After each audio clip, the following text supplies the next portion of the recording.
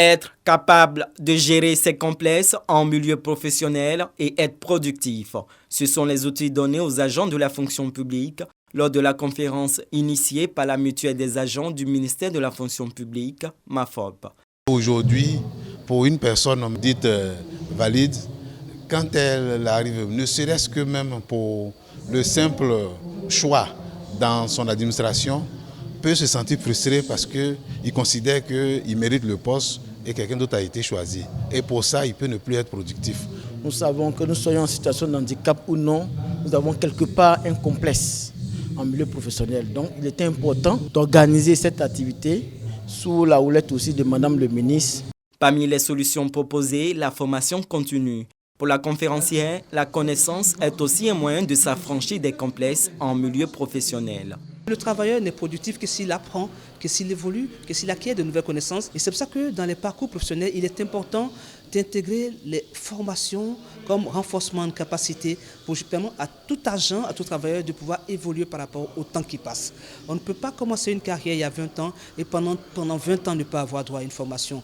Cette rencontre est initiée dans le cadre des Vendredis de l'expérience, une plateforme d'échange pour l'épanouissement des agents de la fonction publique.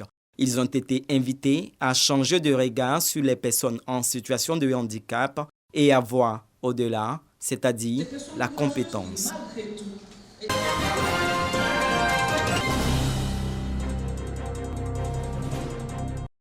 Plus de 10 000 usagers sensibilisés contre l'incivisme routier et des milliers de véhicules verbalisés pour les 3 dernières éditions de la Semaine nationale de la sécurité routière.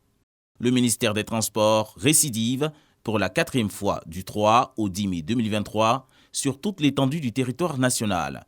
Pour ce programme, l'institution prône la sensibilisation de proximité sur les axes accidentogènes, surtout dans les régions du Sud Comoé et de l'Indénié-Dioablin.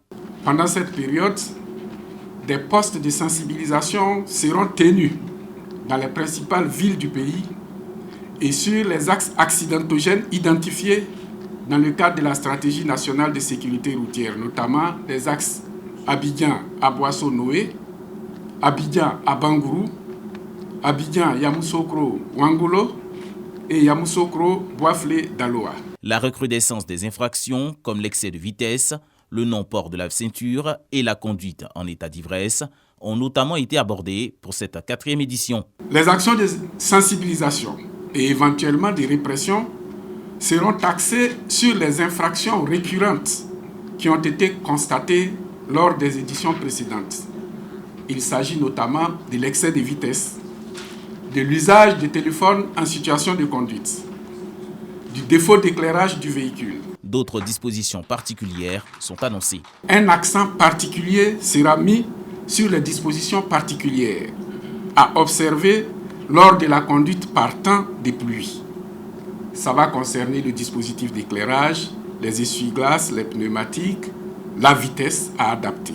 Réduire de 50% le nombre de tués en 5 ans, recycler les chauffeurs mal formés, réduire les accidents et sensibiliser les chauffeurs de 2 et 3 roues au respect des mesures. Tel est l'objectif du gouvernement pour la semaine de la sécurité routière.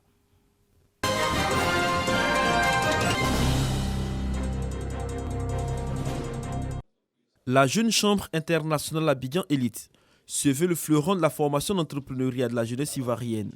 Cette structure s'est engagée dans l'exécution d'une série de formations sur le leadership et le financement des projets.